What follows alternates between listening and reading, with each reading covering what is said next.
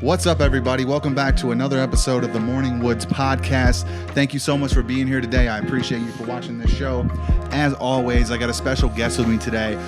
This man has been in the penitentiary. He's been doing stand-up comedy. He's coming to a show near you. He's coming to a club near you soon, and we're going to talk about it today. Ladies and gentlemen, the very great, the very funny, the very free Mike Vanderveen. Hi. Yay! Hello. Give yourself a round of applause. Yeah. Prison. It's a high budget production. Yes, very much so. I don't know why I wanted to open with that, but I do think that people like who are outside that world, that's something that they are interested in. I think that's something I'm interested in. I've been behind bars before. I served a year behind bars, county time. So that's worse than prison. That's what everyone says. That's worse than prison. Dude, that's the thing is like when you're doing county time, it's so different because you don't get the outside. You don't get to actually leave the place. So I was fortunate enough where I actually worked for the county jail as like at first I started off buffing floors, then I worked in the kitchen, and then I did the janitorial stuff at night. And eventually I moved over to where I was actually at the older jail. This was in Xenia, Ohio, so they have two different jails. So I went to the old jail, and I left the place every day and walked 2.5 blocks away to the sheriff's stations to wash their cars. Like, I was in jail, but I would legit get to leave the place and walk 2 blocks away because I was there for so long. I just had clearance because I was low security. So they were like, yeah, dude, you got the job if you want it. Some guy got out. And I was like, that's Who'd crazy. you snitch on to get that gig, man? Yeah. It's none of your business, Mike. It's probably me. Let me find out. I'll fly an anonymous kite on you right now. But I didn't want to necessarily open with that, but we want to keep this juicy. This is the morning juice. And I want people to just have something fun and interesting to talk about. And the reason I mention it also is because I think you're a tough guy. And in that way, I mean, you have thick skin because you've been able to take some of these crazy prison stories, which I want you to tell me at least one or two today. You know, we only have 30 minutes, and you've been able to translate some of that stuff to stage. And I think that's some of your best work. And it's also kind of ringing true in some of your newer bits that you're writing now that you have a decent joke structure. You've only been in the game a couple of years, so you're relatively a novice in the comedy game, but I think you're very funny, and I think you're definitely going to go places if you keep writing the way that you are. So just talk to me about prison, and then also kind of, if we have time, let's talk about how you got into comedy and what was the transition from music to comedy, because just like me, you were actually a musician, if you guys didn't know. So just kind of open up about all those doors, if you can, Pandora. Yeah, 100%. Yeah. I'm super young. Like, I was hanging out with wrong people, like doing drugs and shit, like doing pills, and ended up finding heroin. And it was really more just, it was about because I wanted to like fit in, and I felt that when I took these drugs, like the prescription pain meds and the Xanax and then the heroin and the Coke, the Adderall, whenever I would do these drugs, I would feel like I'm more social, like I could talk to people without wanting to fucking kill myself. Mm-hmm. So that's what got me into it. I never did it to get like super fucked up. I just did it because I wanted people to like me. Like, I would do it to go to work. But obviously heroin kind of is a demon in and of itself. It took its toll on me. And once you become physically dependent on something, your mind doesn't really it doesn't filter what is right and what is wrong. All I know is that I wanted to get more. So I did the 2 robberies. Ended up getting caught, and they gave me a good deal. They gave me 4 years. They gave me a good deal. They really did, man. Dude, I love how you just try to brush past. We have 25 minutes to go. Don't just brush past, so I did 2 robberies.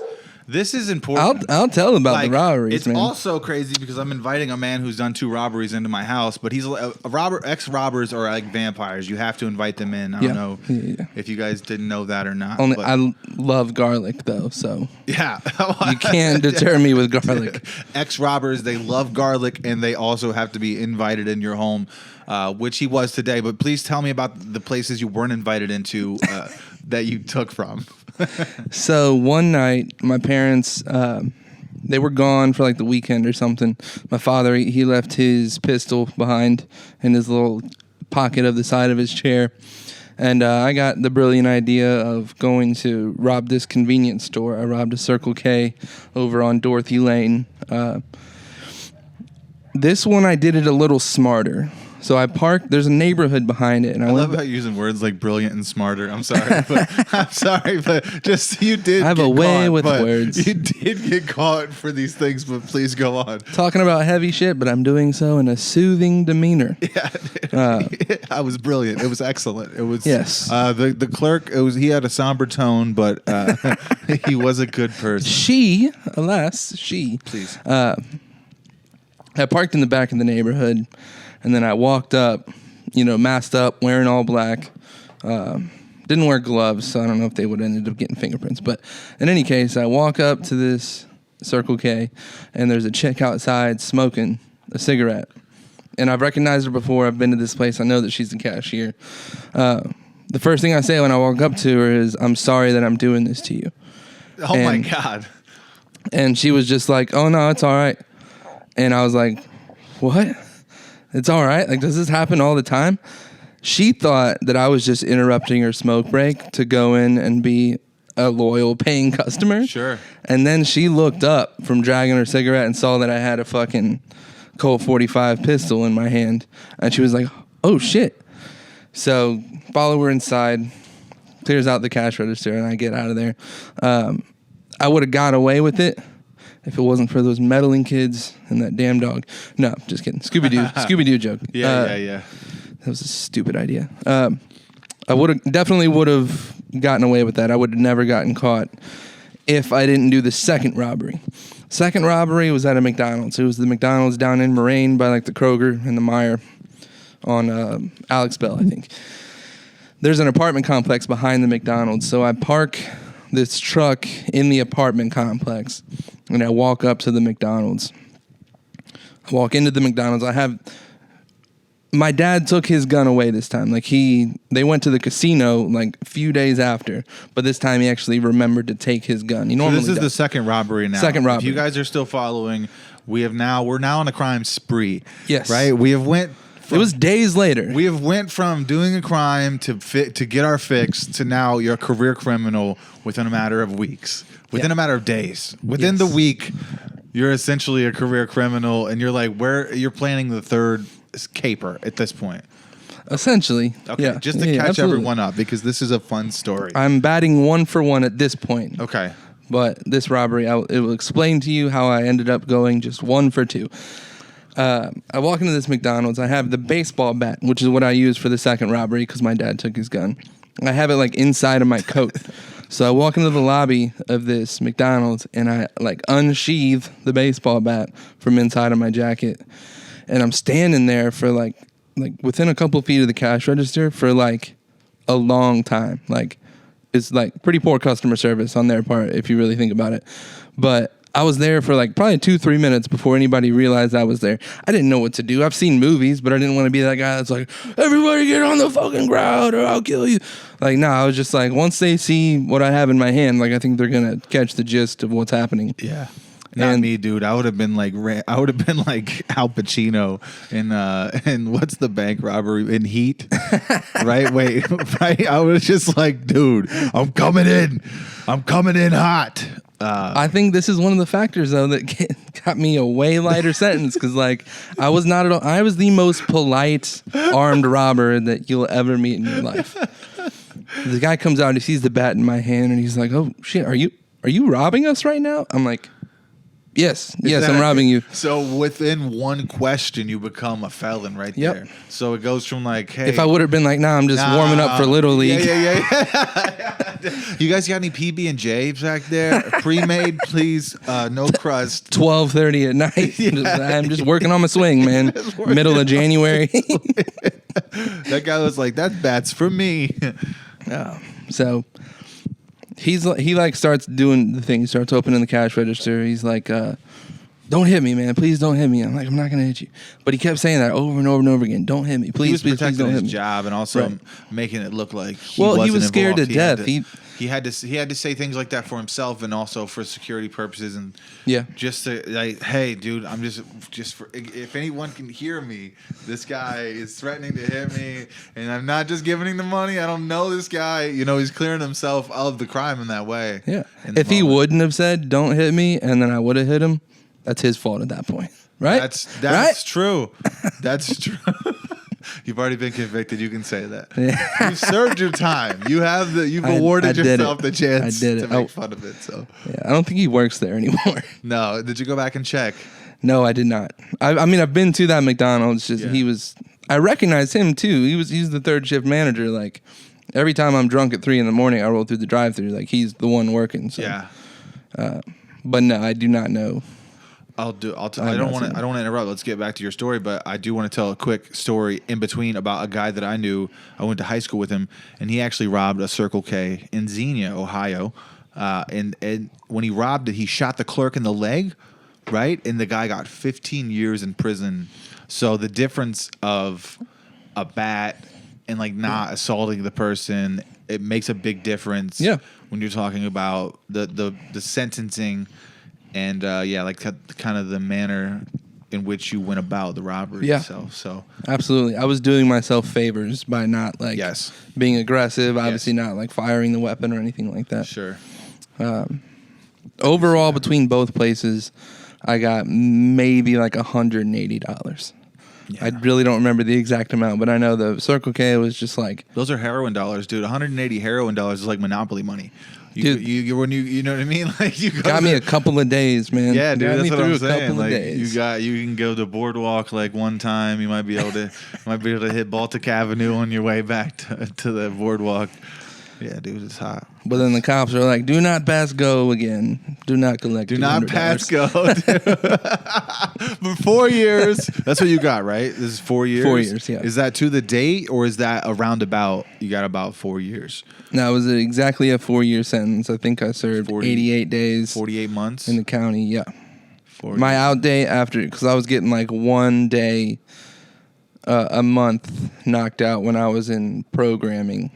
My complete out day was December 26th of 2018. Okay, so for people at home, and if we can be helpful here, this is great. This is a comedy podcast, but if we can be helpful.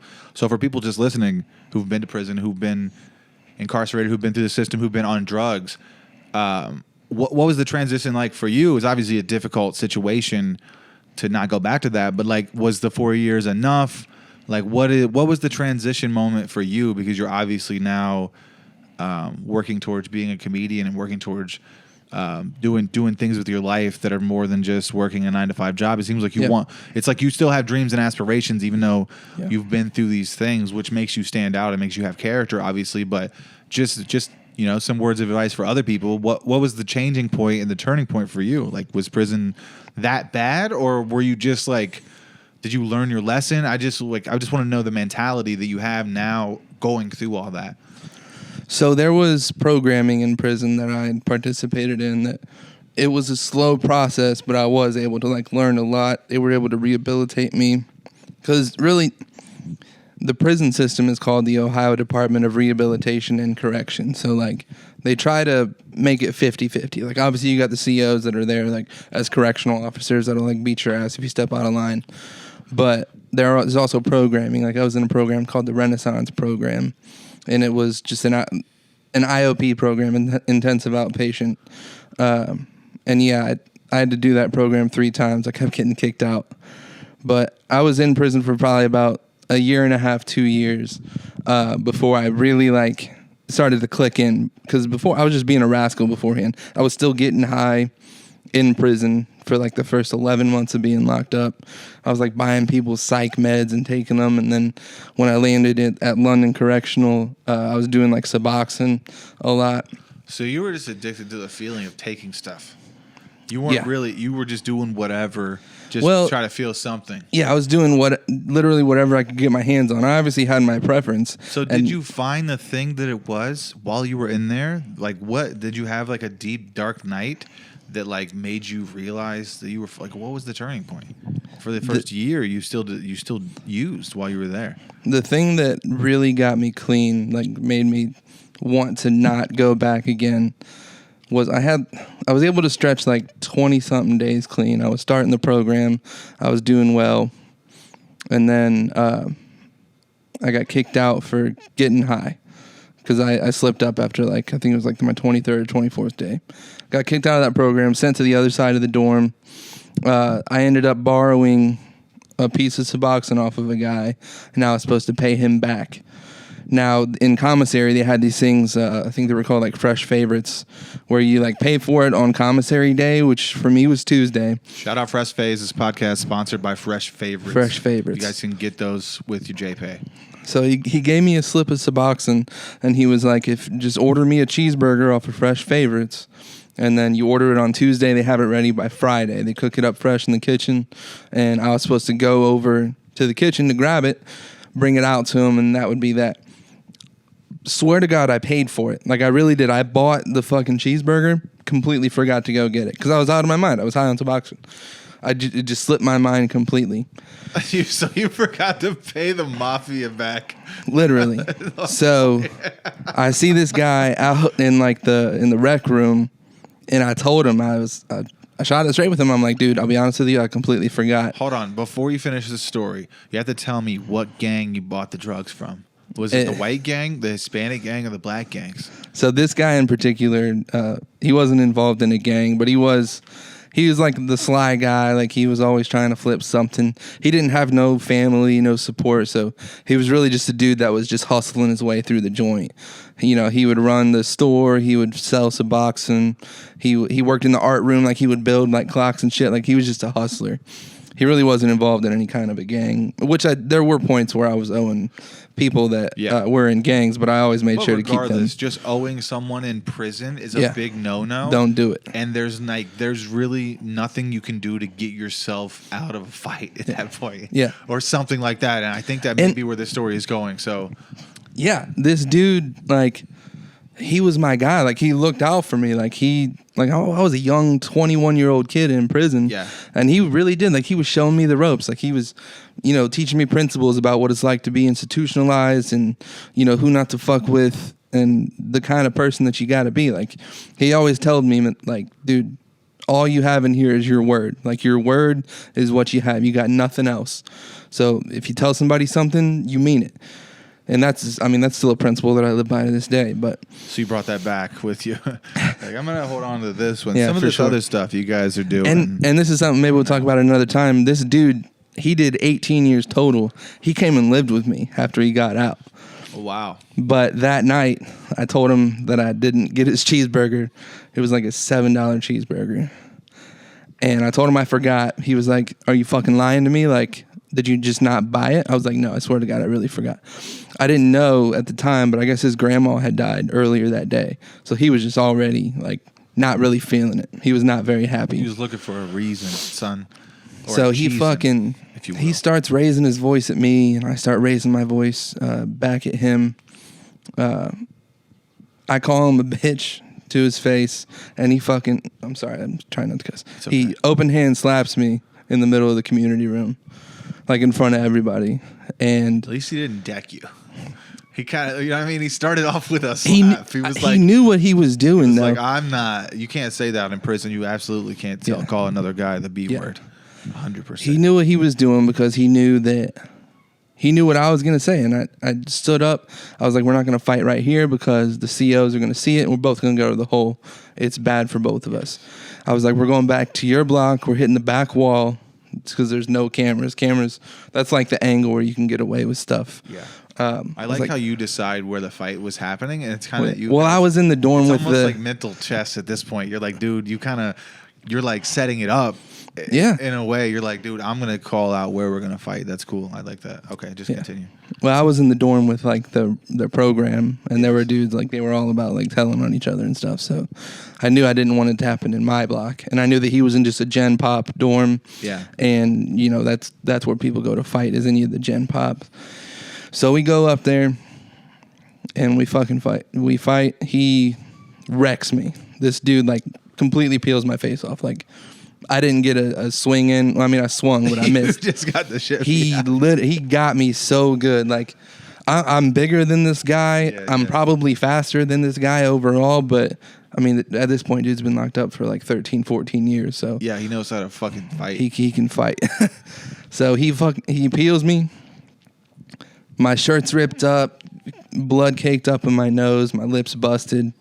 And I tried to sneak back into the dorm that I lived in. I was like, shit, I gotta get in here. I gotta rinse off. I gotta throw the shirt away and wash all the blood. As soon as I turn, every dorm is first street, second street, third street. Those are the lines of beds that people have. I live about halfway down Second Street. So I turn the corner to go down Second Street. The CO is right there. Like, of all the times, like, that CO was making her rounds, like, right then and there. And she sees me, and she was like, you got into a fight, didn't you? They can tell when there's a fight in the air, though. They kind of know. Like, it's a good possibility. They know good what's possibility. Up. Sometimes they don't want to break that stuff up. Yeah, and I had to sneak by the CO that was in the dorm that we fought in to get back to my dorm, so he might have got on the radio and told her, but sure. It was either bad luck or they finessed me and they really like saw it on the camera or somebody told her something. But in any case, like, I thought I was gonna get away with it and then I didn't. That was the last night that I ever used drugs. Opiates, like Suboxone, heroin, pain pills. You could have got killed. Yeah, I mean, yeah, he definitely could have killed my ass. Easily. Like I said, he's a solid dude. Like, he's a guy that he views that as he was like teaching me a lesson. You know what I mean? Like, it's like when you speak I'm a young kid. cat. Yeah. For real. Like, he's like big brother. Like, he's showing me what it is. Wow, dude, that's crazy. And I ended up doing 2 weeks in the hole because, like, no matter what, and I didn't flip on him either. The captain kept trying to ask me, like, who'd you fight? Who did this to you? I was like, I don't know what you're talking about, man. All I said was I got in a scuffle. And eventually the captain and the lieutenant were like, all right, we get it. We respect it that you don't want to flip on your guy, but we're going to take you to the hole. I ended up doing 2 weeks in the hole for that. Hell yeah. Yeah. And that was the last time. You detoxed in the hole, huh? Yeah. That's a good place for it, dude. Luckily, I mean, I wasn't super strung out. It could have been way worse. That's the name of this episode, Detox in the Hole. Yeah, dude. That's definitely the name of this episode, dude. For sure. You are awesome, Mike. Dude, that is a wild story. And I have nothing like that. When there was a couple of times where I had a little bit of beef with some guys, but it ended up just working itself out. And nothing ever serious. And like, I never went to actual prison. I never did state time. So I was very fortunate in that way. So I know so many people though who've been in and out of that road and who who just keep going back and who just keep messing their life up. And I feel for those people, man. I want them to get better. It's almost like trendy now to kind of be to lead that lifestyle and kind of be like a pariah of society. And dude, it ain't good for anybody. We should all be out here chasing something, man. So I see you chasing your dreams, bro, and I see what you're doing, bro. I've been in the comedy game for a little bit longer than you, but that doesn't mean really anything, bro. So I just wanted to say, like, I think you're funny and I think you got a lot of potential, and I hope that you can get your ass kicked at a show one time and learn to never do this shit again. And then you'll quit comedy too. So I'm gonna get clean off comedy. Yeah, dude. I hope you. I'm gonna owe somebody a cheeseburger. And yeah, dude. Get elbowed in the teeth. Matter of fact, bro, you didn't bring my cheeseburger today. I'm about to treat you like my little brother, dude. That's wild, man. Yeah, I don't even know, dude. I don't know where to take this because it's such a crazy story that I'm like kind of like in shock a little bit. You're lucky to be lived through that situation. Yeah. And you came home, bro, and now you're out here doing stand up. You're like working at Funny Bones and Wiley's now, and like you're killing it, dude. So shout out to you, my guy. Keep writing great jokes. Man. Keep being a cool person and building relationships with people, because that's one of the most important parts of the game. Like, a lot of people will quit. A lot of people won't be good enough. But the people who are great in this game are still going to be doing it in 5 or 10 years, 20 years. So be cool and build good relationships, bro, that's the best advice I can give you as another comic to comic.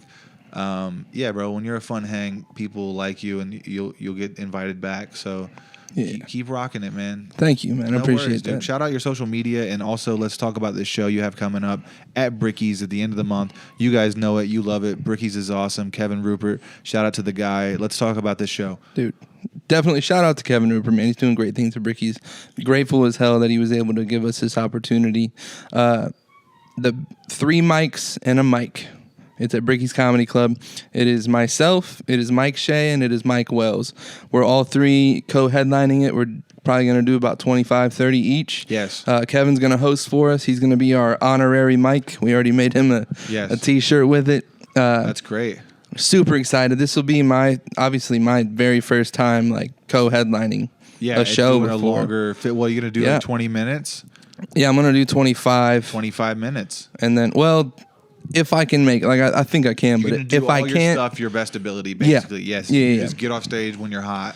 Yeah. If it's 19 and a half, 20 minutes, and you just did your closer, absolutely, you get out of there and you crushed. Because Mike Wells is going to be the last, and he can pick up any time that we Mike's drop. Been doing it for a long time. He can do one-liners for 3 hours if we need him to. Yes, I think that's a good lineup. I love that Kevin has put you guys on. I want to see, and I know you guys want to see it too at home. Comment below. What's up with the 3 Mics podcast? Because there's 2 mics, and I know that they have a podcast, the Basement Lounge. Shout out to Basement Lounge. But where's the 3 Mics podcast? Can we change the name? Can we do a new version? Can we get some cameras on you guys? Can we get some cameras on you guys? You know what I'm saying? We got. I've been going every week. I've been on the Basement Lounge the last few weeks. So. I want to see the 3 Mics podcast. I think that's a great name, marketability wise, and you guys all can add different flavors to it. I want to start having the show at other clubs too, like that too. Do you know what I mean? But you want to have something people can fall back on in between the shows.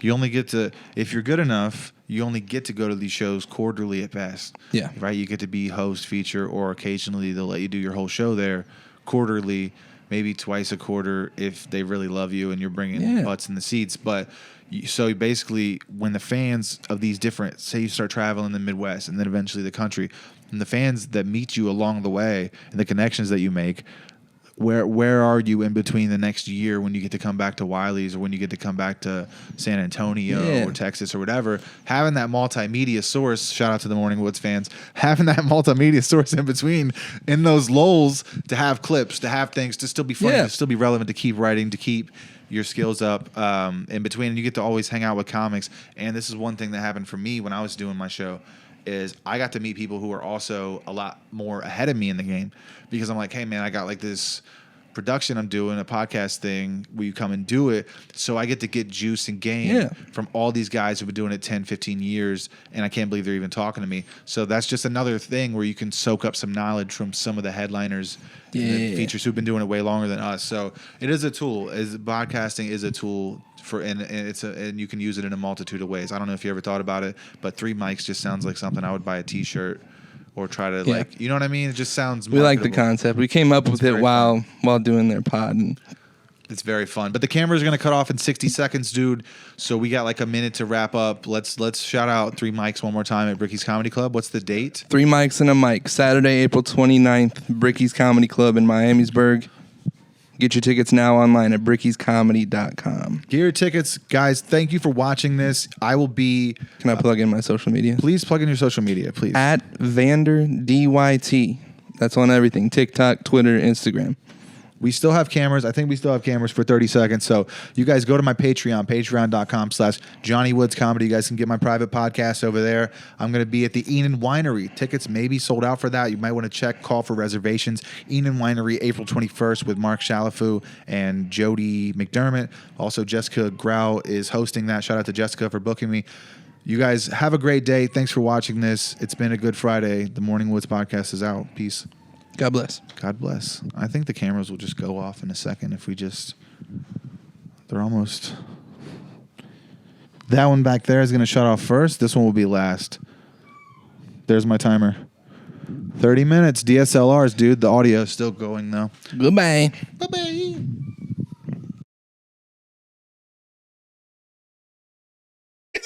Go to patreon.com/Johnny Woods Comedy. Also go to reallydumbmedia.com. You guys listen to the podcast. You guys can look at other stuff on there. Book me